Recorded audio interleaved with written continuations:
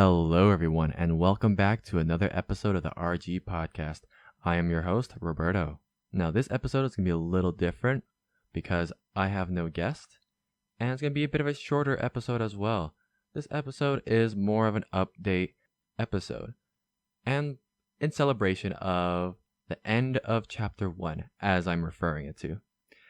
Yes, I am marking this episode as the end of the first chapter, the end of season 1, whatever you want to call it, the introductory season, because I've learned so much and I have been so happy with how everything has gone. I am so pleased to have started this, and it has been a wonderful experience.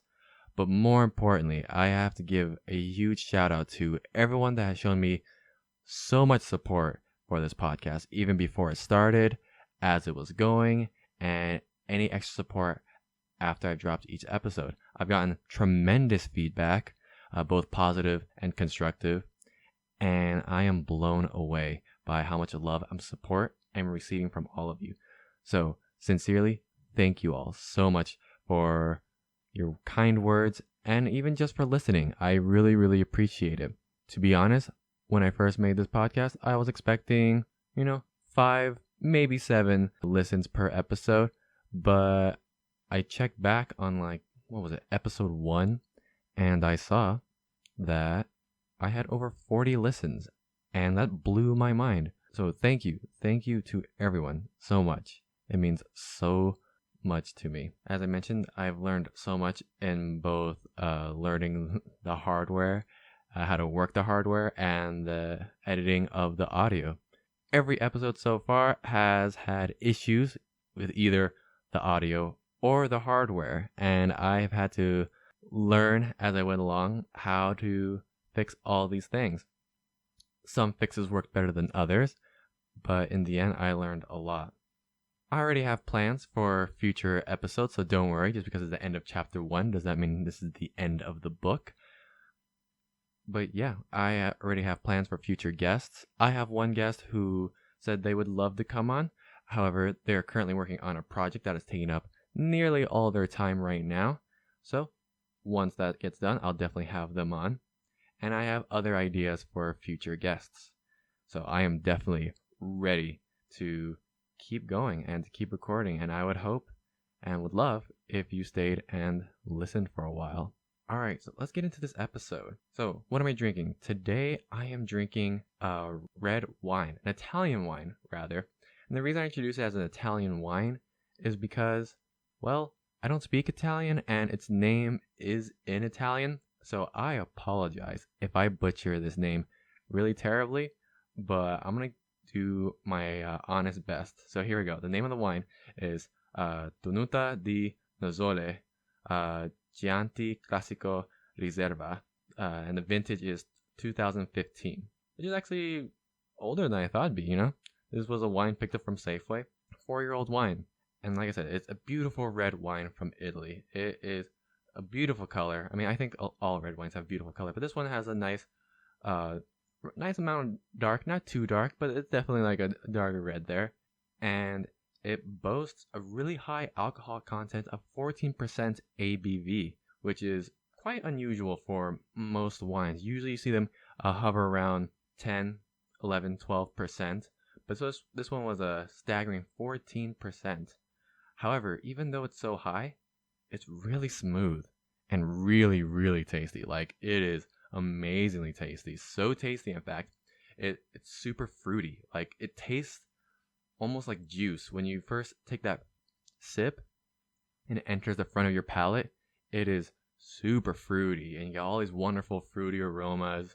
And you're convinced for a moment that maybe, hey, did someone trade my wine with some sort of like fruit cocktail? Fortunately, the back of the palate on this wine, it kind of reminds you like, no, this is wine. And not only is it wine, that's 14% ABV wine. And the back of the palate definitely reminds you very sternly like, hey, this is alcohol you're drinking, by the way. But regardless, I think it's a wonderful experience to take a few sips on these. Highly recommend it. It's so delicious and so wonderful. You can find it at Safeway. I was there the other day and I saw they're currently selling it for about $20. So if you're looking to spend a little more on a slightly nicer bottle of red wine and you're not really sure which one to get, highly recommend this one. Once again, the name is Tunuta, Tunuta, D, which is Di, Nozzole, which is Nozzole, Chiante, which is Chiante, Classico, Riserva, which is Riserva. And the vintage is 2015. And personally, I've always been not always, but I've been a fan of reds for quite some time now. Ever since I lived with a friend of mine in Watsonville. He actually made his own red wine, and it was a huge self-identified wino. And so he brought home a lot of really nice red wines quite often. So it was really nice to hear and learn from him. And what was another great thing about living with him was that by the end of it, I actually got to take home a few of the bottles of the red wine that he would make. But that's something for another time, I suppose. Alright, let's get into music. So for this one, instead of traditionally choosing like an album, whereas I've done it with every other episode before, except for episode 0, of course, I've decided to pick 3 tracks, but all of them featuring the same 2 artists. 2 artists that are quite different, a lot what most people would say, but both fantastic musicians who will leave a legacy in the art world for centuries to come, I'm sure. These artists are Paul McCartney from the Beatles and Kanye West. It's really, really cool to see these 2 strong, influential artists working together on musical projects. And so for the 3 tracks, they are 4-5 Seconds, All Day, and Only One. In 4-5 Seconds, Kanye West and Paul McCartney are actually features on a Rihanna track. It's interesting to see that these 2 are the side guests, whereas your girl Riri is taking up that front and center stage. Another really great thing about this song, if you haven't listened to it yet, is it's very folky. The main instrument you hear is an acoustic guitar that Paul is playing, and you just hear Kanye and Rihanna singing on top of it. And they do a really good job. So yeah, you have this pleasant acoustic folk guitar being played. Sounds very peaceful, sounds very nice. Yet the lyrics you hear from Kanye and Rihanna are very aggressive. They're both saying that they're about to fight someone, about to attack someone at this party because maybe they had too much to drink, maybe they heard someone say something disrespectful about them, and they are not pleased. They're quite angry, and they're about to do something that might land them in jail and away from home for a significant amount of time. What's an interesting thing about this song, too, is how the melody came to be. In an interview, Paul was talking about how he got involved with Kanye's projects, with 4-5 Seconds being one of them. He said that one day Kanye invited him to the studio, and they were there, and they sat down and just started talking. They were just talking. And at one point, Paul had an acoustic guitar in his hand, and he was playing some random chords. And as they were talking, he noticed a painting, the Pablo Picasso painting of the Blue Man. I forget the actual title, but the Blue Man with the guitar. A very famous painting. And he noticed that this man's hands, his left hand, was on the fret of the guitar, holding a specific set of strings, like about to play a chord, a very specific one. And so Paul saw it, mimicked the fingering, and played that chord, and did some kind of progressions with it. And he was just having fun, not really mentioning it, but he just started playing it, and still just talking to Kanye about nothing in particular, according to him. After their time in the studio, Paul left, realizing, wow, we never talked specifically about a song during that moment. There was nothing like, oh, I want to write a song. It's called this, and it's about this and that. What do you think, Paul? And Paul would be like, oh, add these. I think these chords would go with it. But no, that never happened. Instead, there was a conversation. He played those random chords. He went home.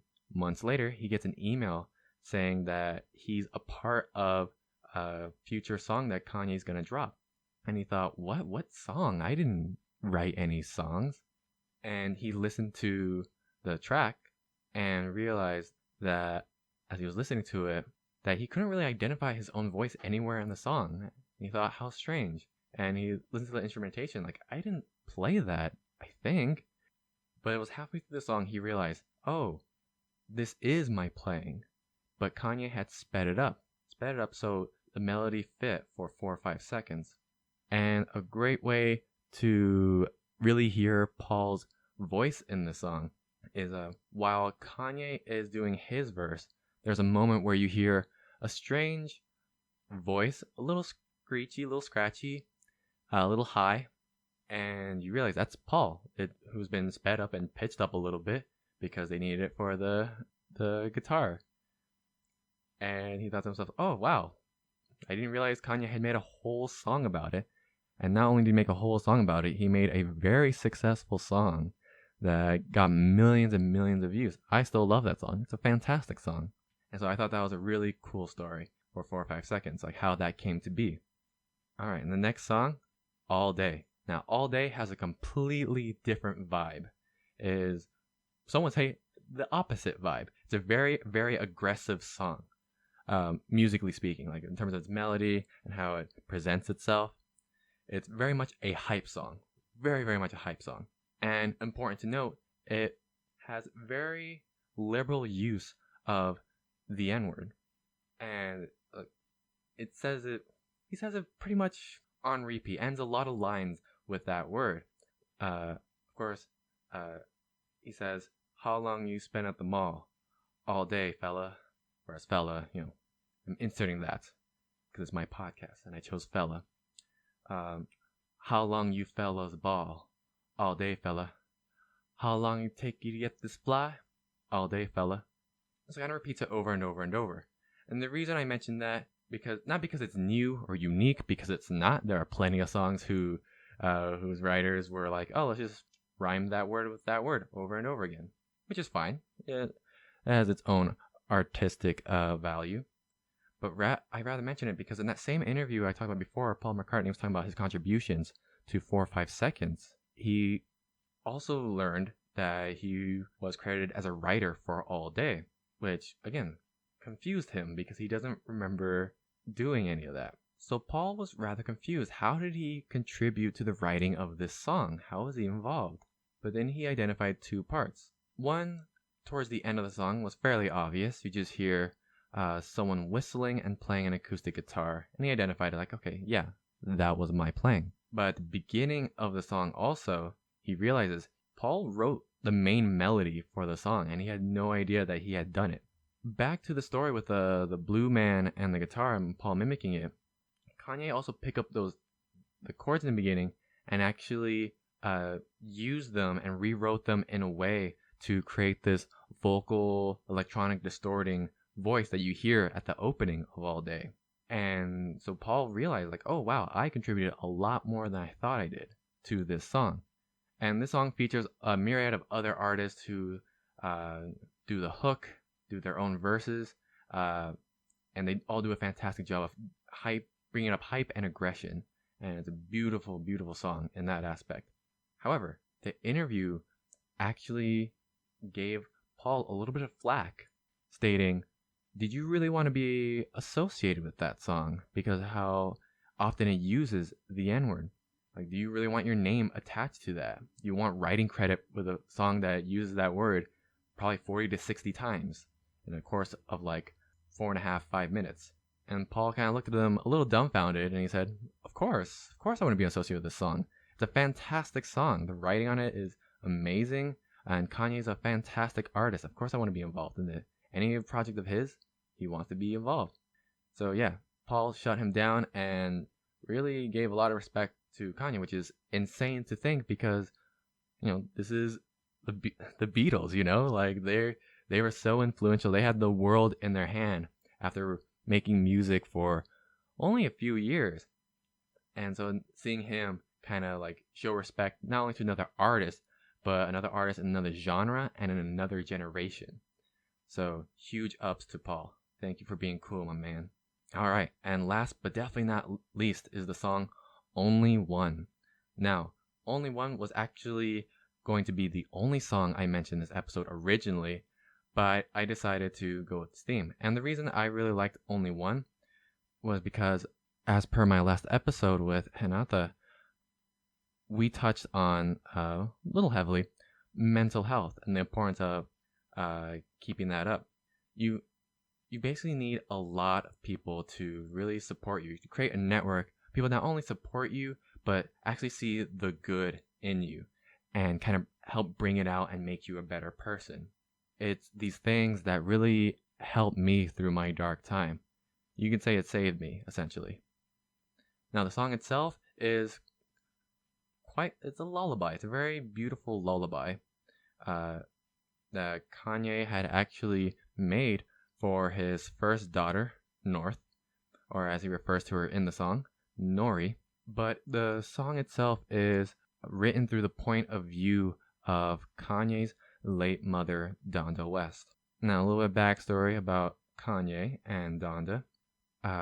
Since day one, Kanye, even though he had a big ego and he was setting trends and hyping himself up, this and that, he knew that his mother was always his number one fan. So much so that if you look up his first album, College Dropout, or is it his second album?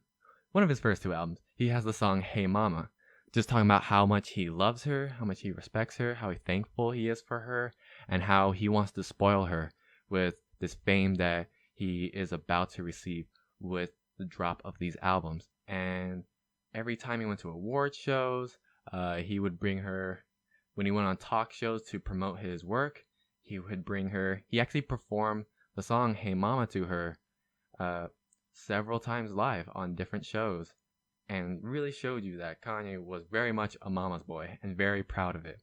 So when she did pass between his albums Graduation and 808s and Heartbreak, it really hurt him.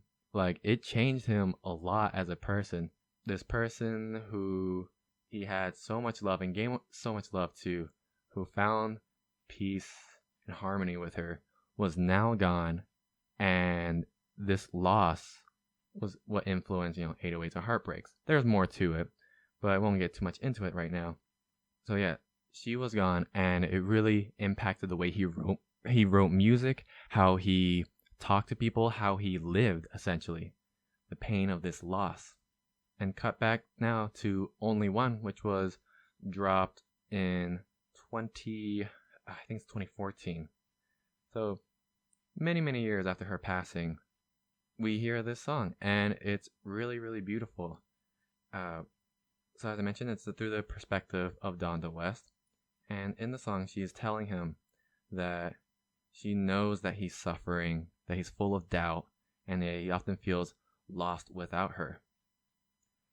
But he should remember that she, and through the grace of God, they've got his back and see the beauty and love within him.